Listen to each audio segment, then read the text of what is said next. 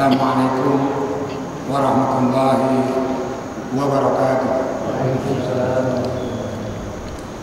Alhamdulillah, Alhamdulillahirabbil alamin, alladzi khalaqal mauta wal hayata liyabluwakum ayyukum ahsanu amala. Asyhadu an la ilaha illallah wahdahu la syarika lah, wa asyhadu anna Muhammadan abduhu wa rasuluh. Allahumma shalli ala Muhammad wa ala alihi wa sahbihi wa man tabi'ahum bi ihsanin ila yaumiddin. Amma ba'd. Kaum muslimin sidang jamaah Isya dan halaqah pengajian yang Allah muliakan, alhamdulillah kita di malam hari ini dan sampai detik ini Allah masih memberikan kita ini kesempatan untuk mengumpulkan amalan-amalan sebagai bekal untuk kehidupan yang lebih abadi, kehidupan akhirat. Salawat dan salam Rasulullah yang menjadi pedoman dalam kita ini hidup, langkah beliau, ucapan beliau, gerak-gerik beliau, sebuah hukum yang kita ikuti dalam beragama dan dalam dunia ini. Bapak dan kaum muslimin yang saya hormati, mungkin itu malam kita nggak lama ini, malamnya nang langar apa cik di Abu Dhabi itu masalah BKM, imam harian dan seterusnya. Yang kedua juga di Umadian ada kursus seminar kepemimpinan belum sumber yang kedua lagi 10 lewat 20. Nah kita ambil beberapa saat malam hari ini dan kita mulai. Yang pertama, bahwa kita ini ada karena Allah menciptakan kita. Allah yang maha pengampun, Allah yang maha penyayang, dan Allah yang maha pengasih. Bagaimana sayangnya Allah sama kita? Coba lihat. Setelah menciptakan kita semuanya dari air yang hina, hanya udip dunianya. Kiban dan udip Allah berikan Al-Quran, nyawa pedoman. Namun kata Allah, inna anzalna Al-Qur'ana Arabiyyan, karena Al-Quran itu dengan bahasa Arab. Kita katakan, kami ya Allah nggak mengerti Al-Quran, kami nggak paham makna Al-Quran yang tersurat maupun tersirat. Maka Allah turunkanlah Rasulullah untuk menjelaskan Al-Quran itu. Maka orang yang paling paham, yang paling mengerti tentang Al-Quran, Nabi Muhammad. Maka diartikanlah Al-Quran itu, contohkan Al-Quran itu. Sampai ketika Sayyidah Aisyah ditanya, ya Aisyah, ya Ummul Mukminin, kaifa khuluqur Rasul? Gimana Rasulullah budi beliau? Aisyah menjawab, khuluqul Quran, budi pekerti Nabi, akhlak Nabi, dan Al-Quran. Nah setelah Allah berikan dua tadi, Al-Quran sebagai pedoman, Rasul menjelaskan, patahnya unik. Allah ciptakan alam untuk kita. Di alam itu ada tempat tinggal kita. Di alam Allah itu pun juga ada makanan-makanan kita. Di alam itu juga ada kebutuhan-kebutuhan kita. Semua Allah penuhi. Coba lihat, kita butuh makan, Allah berikan. Kita butuh pakaian, Allah berikan. Allah berikan bukan untuk kita saja. Kebutuhan kita Allah lengkapi. Kebutuhan istri-istri kita Allah lengkapi. Anak-anak kita begitu juga. Semua Allah sempurnakan. Hanya dua yang Allah perintahkan ke kita ini yang mesti kita taati. Yang pertama, perintah Allah. Yang kedua kata Allah, jauhi larangan Allah. Ada dua ini, mentaati perintah, menjauhi larangan. Bapak dan jemaah yang berhadir, seumuran kita ini, yang kanan mungkin 60 lebih, 70 lebih, yang 40 seterusnya. Dua tadi. Yang pertama perintah Allah. Kita jujur, cukup banyak perintah-perintah Allah yang kita tinggalkan. Allah perintahkan kita ini sambung silaturahmi. Terkadang kita putuskan silaturahmi. Ini perintah Allah. Kata Allah, jangan zalimi orang lain, sakiti orang lain. Berapa kali kita ini menyakiti istri kita, menyakiti anak-anak kita, menyakiti tetangga sebelah kita. Padahal firman Allah, jangan sakiti, jangan zalimi. Yang kita jadi anak, pernah kita dongkol orang tua kita, bermuka masam. Kita jadi ayah, punya anak, punya istri, sering ungkapan kita menyinggung perasaannya, membuat orang itu menangis. Belum lagi mata kita nggak mampu kita jaga.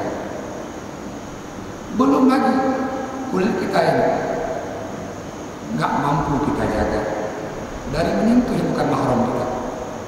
Belum lagi telinga kita, cukup banyak yang kita dengar yang itu nggak sepantasnya kita dengar. Cukup banyak ucapan-ucapan kita ini yang nggak semestinya kita ucapkan. Cukup sering kaki kita ini melangkah ke tempat-tempat yang Allah larang. Artinya bahwa kita ini semuanya malam hari ini, kita termasuk orang-orang yang fasik. Di akhirat yang fasik, fama'wahum nar, tempatnya adalah neraka. Kullama aradu ayakhruju minha, ketika penghuninya ini neraka ini mau keluar dari neraka itu, ada kataannya mu'ayyiduha, Allah ulang lagi, Allah benamkan lagi. Kalau begitu, Rasul sampaikan sebuah hadis, kullu bani Adam khata'u, setiap anak cucu Adam punya kesalahan, termasuk kita semuanya yang ada di rumah Allah malam hari ini. Maka dalam Al-Quran surah Az-Zumar ayat 53 itu Allah abadikan. Apa kata Allah? Qul ya ibadiyalladzina asrafu ala anfusihim. Wahai Muhammad, katakanlah ke hamba-hambamu, kata Allah, asrafu ala anfusihim, hamba-hambamu yang sudah melampaui batas. Allah perintahkan kita ini untuk sholat, kita sholat.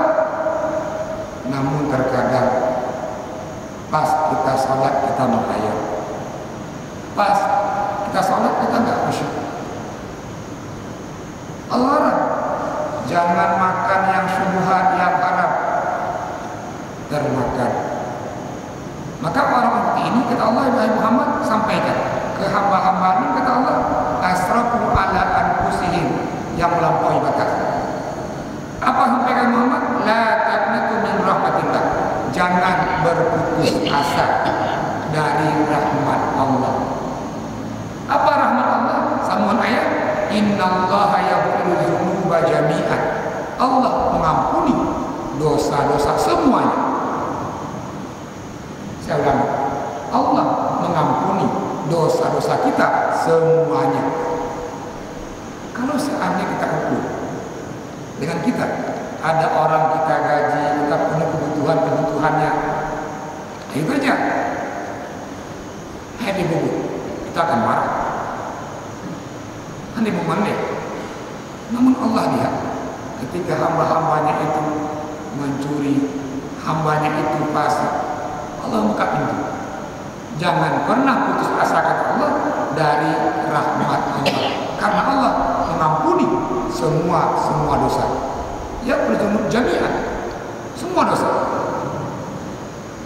Lantas ini ayat Al-Tutup, innahu huwal ghafurur rahim, sesungguhnya Allah itu Maha Pengampun lagi Maha Penyayang. Di malam hari ini kita akan kaji ini, bagaimana Allah mengampuni dosa-dosa kita. Sebelum kita kaji, ada dosa kecil, ada dosa besar, ada dosa terbesar. Bagaimana Allah mengampuni dosa kecil, dosa besar, dan dosa yang terbesar? Di malam hari ini kita akan coba ini bagaimana Allah mengampuni dosa-dosa yang kecil. Pandangan kita, sentuhan kita, dan bahkan yang syubhat pernah kita makan. Yang pertama, cara keluar dari dosa-dosa kecil yang pernah kita amalkan adalah melakukan amalan-amalan yang fardu di waktu yang bersamaan, menjauhi dosa-dosa besar. Saya ulangi, cara kita ini keluar dari dosa-dosa ini adalah yang pertama, mengamalkan perintah Allah yang fardu, sekaligus kita menjauhi dosa-dosa besar. Allah mengabadikan dalam surah An-Nisa ayat 31. Apa kata Allah? Ijtanibu kaba'ira ma tunhauna anhu. Kalau kalian menjauhi dosa-dosa besar yang dilarang, Allah menjawab, nukaffir ankum sayyi'atikum. Kami akan mengampuni dosa-dosa kalian. Coba lihat, Maha penyayangnya, Maha rahmatnya Allah. Dosa harian yang kita lakukan itu Allah hapuskan dengan salat yang fardu 5 waktu. Yang harian, subuh dan seterusnya, zuhur, asar, maghrib, isya, dan harian itu menghapuskan dosa harian. Maka dia menjelaskan as-salawatul khams, sembahyang 5 waktu, menghapuskan dosa harian kita.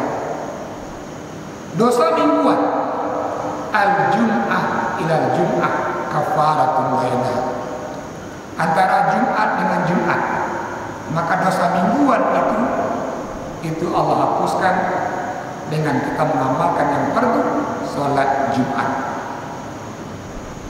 Dosa kita bulanan, ada harian, kemudian hari jadi minggu, kemudian jadi bulanan ya. Nah, dosa bulanan itu Allah ampuni dengan kita ini melakukan puasa Ramadan. Sering saat Ramadan sampaikan, man shoma ramadhana imanan wa ihtisaban ghufira lahu ma taqaddama min dhanbi. Orang-orang yang berpuasa di Ramadan itu dosanya diampuni, yang berlalu bahkan dijelaskan juga wama ta'akhir, yang akan datang. Maka dosa berlalu itu dihapuskan dia dengan kita ini berpuasa Ramadan. Dosa tahunan, setahun, 2 tahun, 3 tahun, sampai 40 tahun, sampai 60 tahun, itu Allah hapuskan dengan kita ini menaikkan ibadah haji. Maka tengok, orang-orang yang haji, yang hajinya mabrur, maka dia seperti bayi yang baru lahir kembali. Ini dosa yang tahunan. Maka ketika orang mengamalkan yang fardu, sekaligus di waktu yang bersamaan dia menahan dirinya dari hal-hal yang Allah larang, maka itulah penghapusan dosa. Ketika orang salat perintah Allah, namun salat itu menghapuskan dosa harian. Ketika orang Jumat, perintah Allah, idza nudiya li salati min yaumil jum'ah fas'au ila zikrillah, surah Jumat. Maka ini makna fas'au tadi itu dia al-amrul wujub, perintah wajib. Nah, orang Jumat menghapuskan dosa mingguan. Ya ayyuhalladzina amanu, panggil nih, wahai orang-orang yang beriman, hendaklah kalian berpuasa Ramadan. Al-amru juga lil wujub, Nah, puasa itu menghapuskan dosa bulanan. Walillahi 'alan nasi hajjul bait.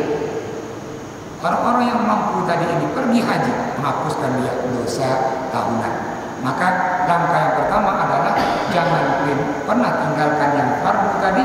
Yang fardu itu yang pertama bukti bahwa kita ini taat atas perintah Allah, dan yang kedua ketika kita amalkan itu menggugurkan dosa-dosa yang pernah kita amalkan. Kaum muslimin sidang jamaah yang Tuhan hormati. Yang kedua, setelah kita lakukan yang fardu, melakukan kebaikan, berbuat amalan yang baik itu mengikuti amalan yang buruk. Setelah pernah ini kita makan yang buruk, ikuti dengan amalan yang baik.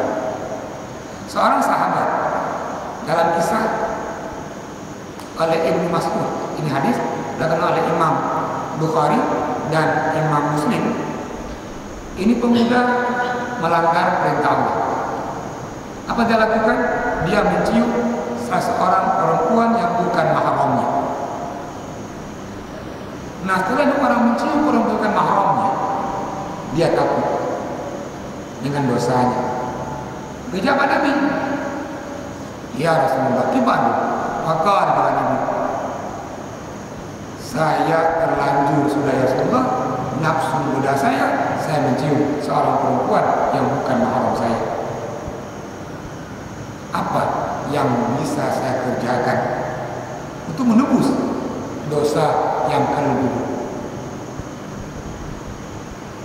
Rasul pun juga nggak tahu. Lantas Rasul berdoa dan memohon. Maka Allah turunkan ayat itu surah Al-Hud.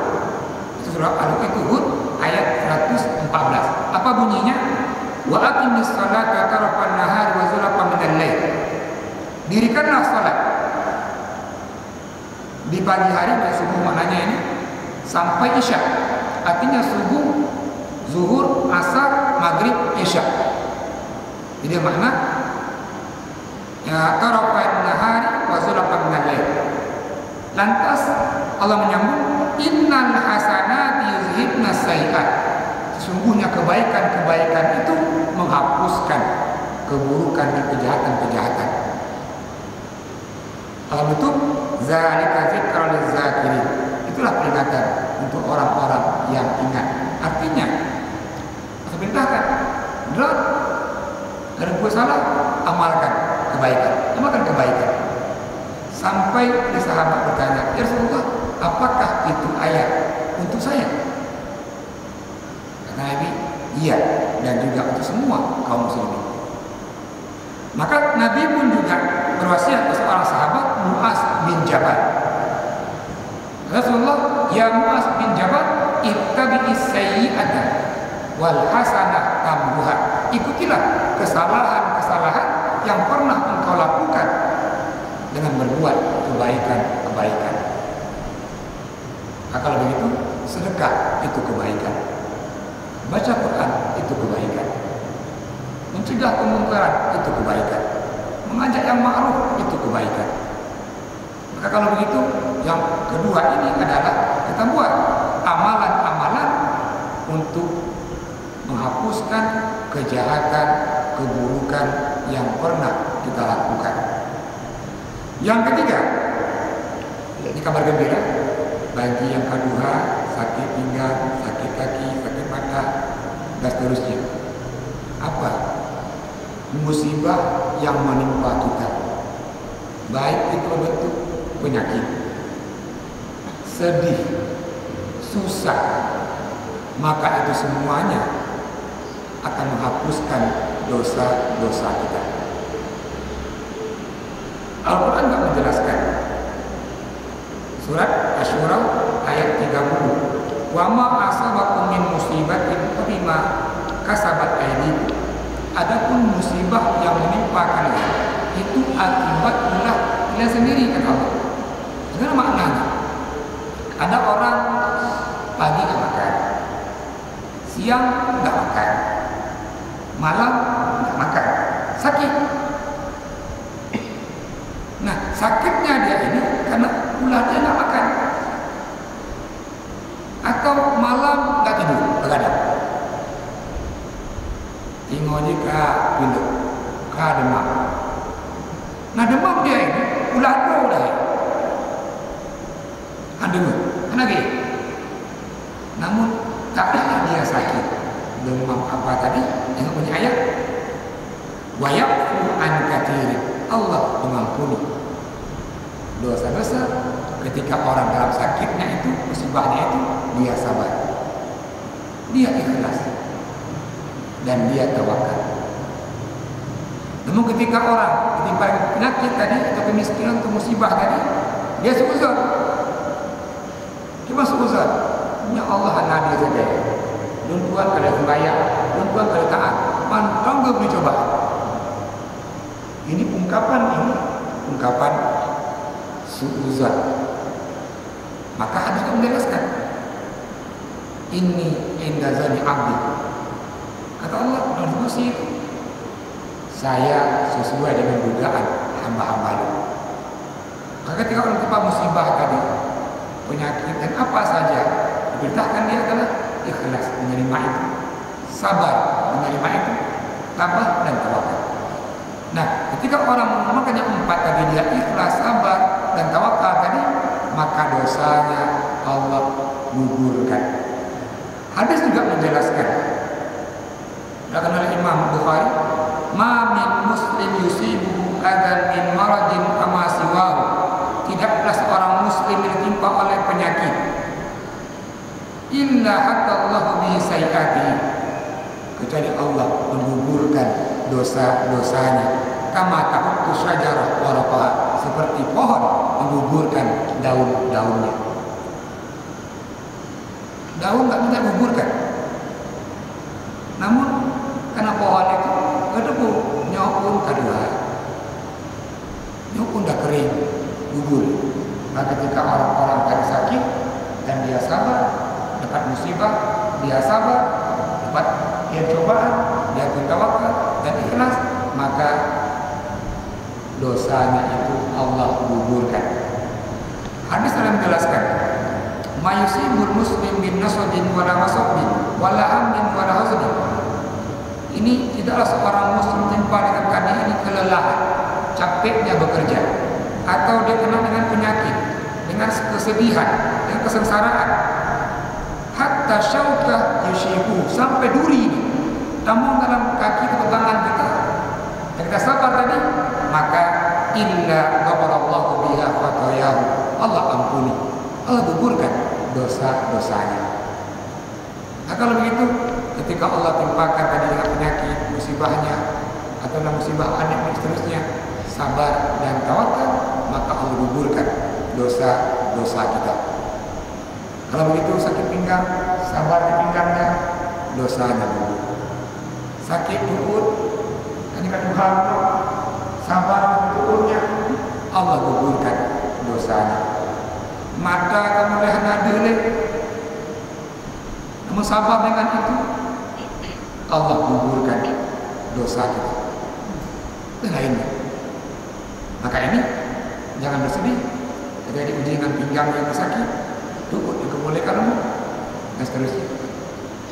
Kaum muslimin yang Tuhan hormati, yang keempat yang kita amalkan untuk menggugurkan dosa-dosa kita adalah kita kerjakan amalan-amalan untuk menggugurkan dosa itu. Apa amalan-amalannya?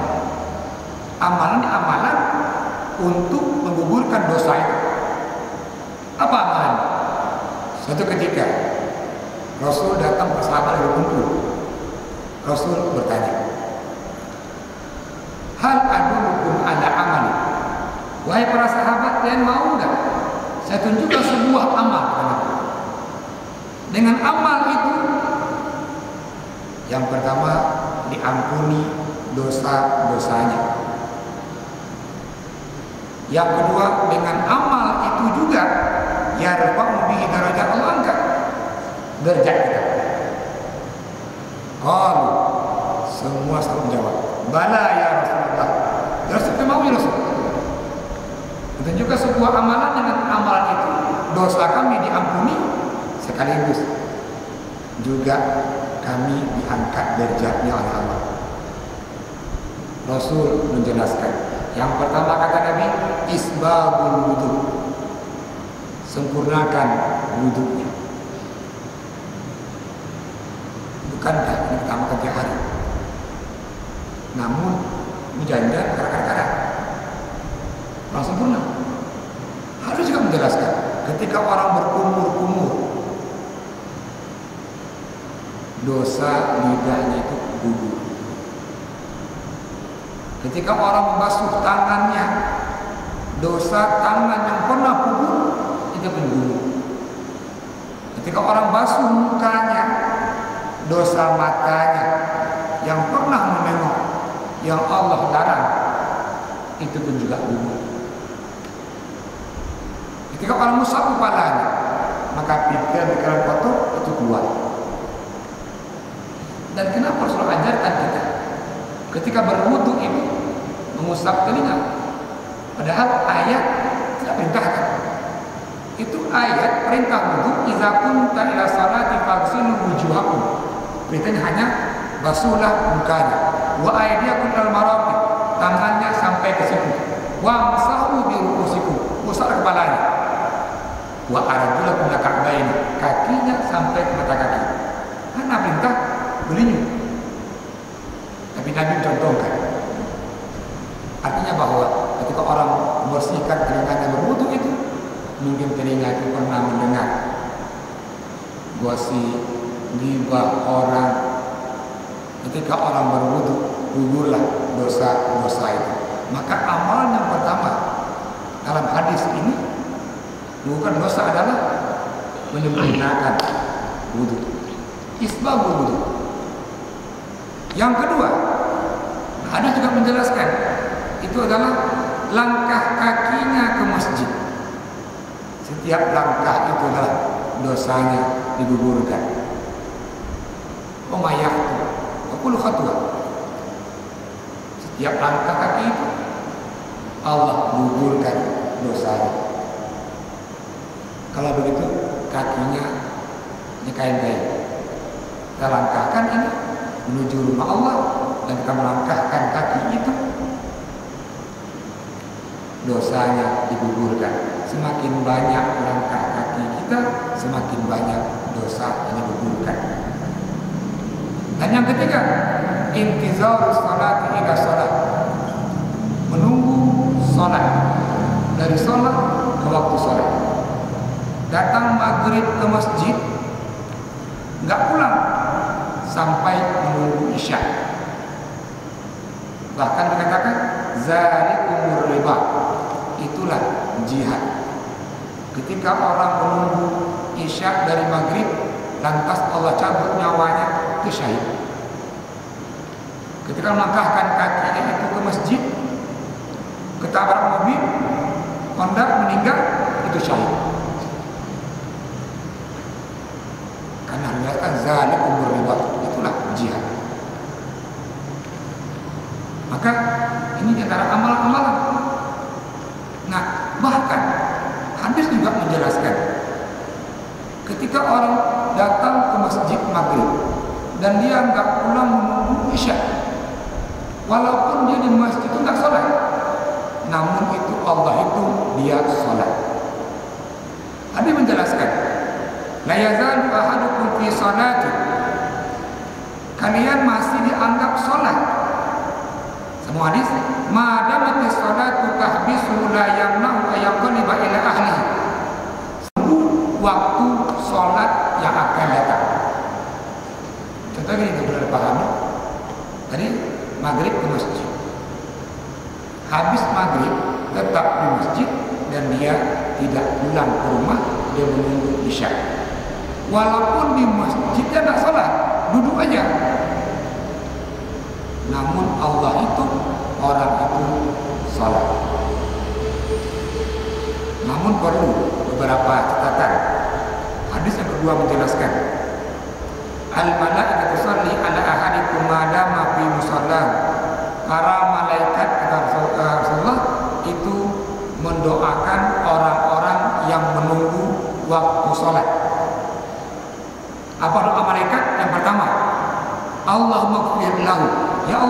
ampuni dosa orang-orang yang menunggu waktu salat. Yang kedua, Allah marhamu. Ya Allah, berikan rahmat ya Allah ke orang-orang yang menunggu waktu salat tadi. Namun ini hadis merincikan. Yang pertama, madama fi musallahu, artinya dia saat maghrib di masjid dan orang ini menunggu isyaknya itu di masjid. Maknanya bahwa ada orang nanti nunggu isyak dari kopi dan PlayStation, isi kopi lucu, itu enggak terhitung orang menunggu sholat. Yang kedua, malam yuhdis, di hadisnya nih, dan dia belum berhadas di masjid, dia sholat menunggu isyak dan dia tidak berhadas. Namun tiba Ustaz dan ada play-playnya batal wudu, keluar sebentar, wudu lagi, masuk lagi. Itu dia dihitung masih dalam sholat. Maka dari ini, yang pertama dia masih di tempat sholatnya itu. Yang kedua, dia lam yuhdis, tidak berhadas. Yang ketiga, kata Imam Nawawi syarah hadis ini, janganlah dia merusak waktu menunggu itu. Tiba kurung-kurung lo wate gepreh wate isyaknya. Beliau menjawab, ketika orang berbicara tentang masalah dunia, belang-belang oh hanai nujurnya tak nujur tiga tu ilah. Nah, ini kan salah. Nah, apalagi kata Nawawi sempat berbicara gibah, ini merusak waktu dia menunggu waktu sholat tadi. Maka ini antara amalan yang kita amalkan yang dia menggugurkan dosa. Juga hadis itu menjelaskan, barang siapa yang berpuasa, ini puasa Arafah, hadisnya ini tughfar anhu sanataini, diampuni dosanya itu 2 tahun. Puasa Asyura 1 tahun. Artinya ini kan amalan-amalan untuk menggugurkan dosa-dosa kita yang pernah kita lakukan sebelumnya. Dan yang terakhir, cara kita ini keluar dari dosa yang pernah kita amalkan itu adalah istighfar. Astagfirullahaladzim. Astagfirullahaladzim. Sering-seringlah mengucapkan kalimat istighfar. Astagfirullahaladzim. Rasul saja orang yang maksum, yang terjaga, yang Allah janjikan surga. Rasul dalam sebuah hadis sampaikan bahwa sehari itu istighfarnya enggak kurang dari 70 kali. Dalam hadis yang lain sampaikan lagi bahwa Rasul dalam sehari itu beristighfar enggak kurang dari 100 kali. Maka yang kelima ini, cara kita keluar dari dosa adalah sering ini beristighfar dalam setiap napas kita, setiap hari kita. Maka juga pertanyaan, simpulkan dulu, ada 5 amalan yang kita amalkan itu menggugurkan dosa-dosa kita. Yang pertama, amalkan yang fardu sekaligus meninggalkan dosa-dosa besar. Yang kedua, setiap kita lakukan sebuah kesalahan, ikutilah dengan kebaikan-kebaikan. Ittabi'i sayyi'ata al-hasanah tamhuha. Kata Nabi, ikutilah setiap kesalahan yang kita lakukan dengan kebaikan-kebaikan. Yang ketiga, musibah yang menimpa kita, selama kita ingin sabar, ikhlas, tawakal dengan musibah itu, maka musibah itu menjadi penggugur dosa-dosa kita. Adapun yang keempat adalah melakukan amalan-amalan yang Allah sebutkan sebagai amalan penghapus dosa. Yang contohnya adalah berwudu, sempurnakan wudunya. Yang kedua, angkat kaki ke masjid, tunggulah waktu ke sholat, ambillah puasa sunat. Karena itu semua menggugurkan dosa. Yang terakhir, mari kita perbanyak istighfar dalam kehidupan kita, keseharian kita. Karena itu menghapuskan dosa-dosa kita. Ini cara keluar dari dosa-dosa kecil. Kita bermasuk ke dosa-dosa besar. Kibar menyuruh berzina, kibar menyuruh mencuri, kibar menyuruh durhaka kelinci, kibar menyuruh tidak mendukung. Kita berkaji. Ini dosa yang tadi keseharian kita. Contoh, mungkin sebelum ini kita hanya mencoba Jaro Moreno, masih Mak Jaro Renyo bersentuhan langsung, dan Al-Quran mengatakan dosa. Karena sebelumnya Imam Mazhab mengatakan itu halal, semua mengatakan halal. Contoh, atau Bang Wan ngajak Pak Nayu, kalau Laurino kadu orang-orang padahal anak anda kalian boleh, namun lagi babno nampak dia, itu dia dosa. Maka ketika Imam Nawawi menjelaskan man shoma Ramadan, yang berpuasa Ramadan, Allah akan ampuni dia dosa-dosanya yang berlalu, itu adalah dosa-dosa kecil. Nah, ketika orang mengamalkan perintah Allah tadi, kunci di awal dia mentaati perintah Allah, mengamalkan yang fardu, mengamalkan kebaikan, di waktu yang bersamaan dia menjaga dirinya tidak melakukan dosa-dosa besar, maka dosa yang kecil itu Allah ampuni. Pertanyaan lagi, apakah memendung? Karena Allah yang mengampuni, ini hak Allah. Sahabat yang mulai hamba lagi yang ngomong, ya Rasulullah, apakah Allah enggak bosan? Sahabat-sahabat ini mengampuni dosa hamba-hambanya. Maka kata Nabi, kalian lagi ampun, berubah ya, lagi ampun ulang dong.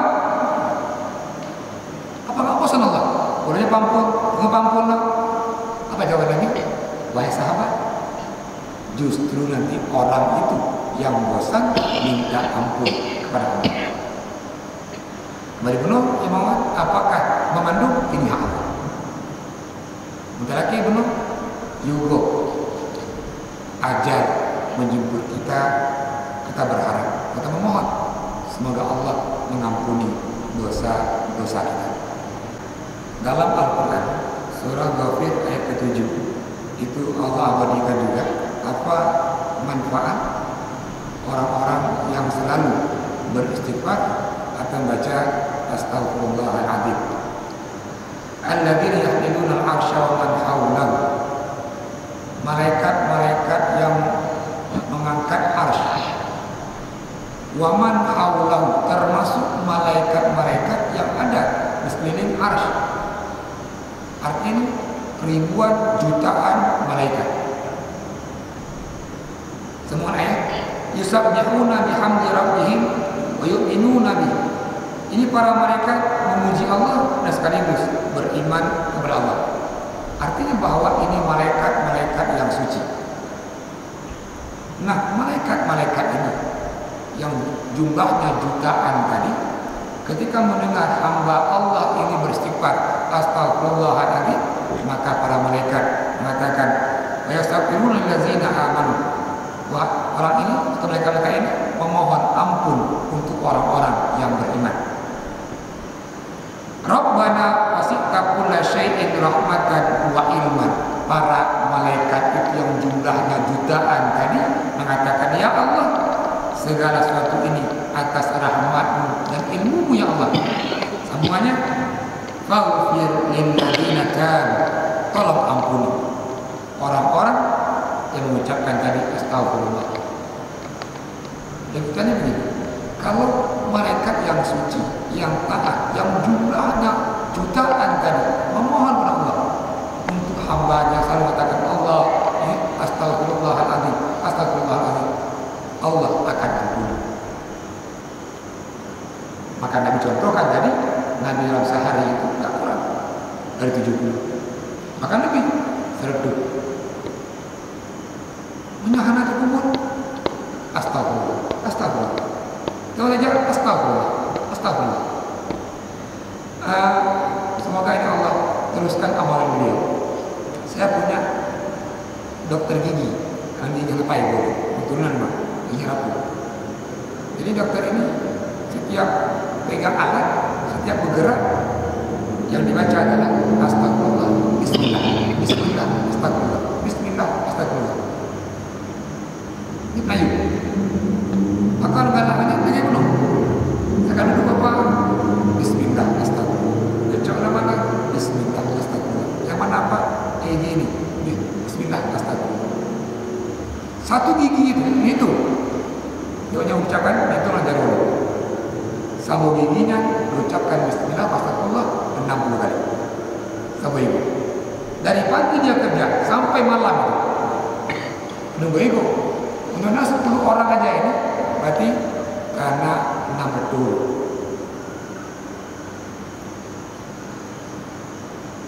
Dokter Aminullah Penayu.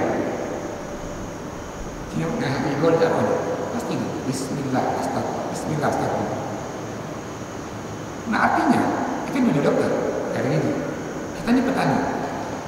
Tak pun lalu belum. Bismillah, astagfirullah, astagfirullah. Aku itu berapa nih? Astagfirullah, astagfirullah, astagfirullah.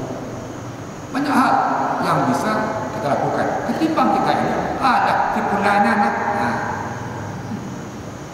gak mau ini dulu. Dan seterusnya. Maka ini yang kita contoh tadi ini gak berat kan?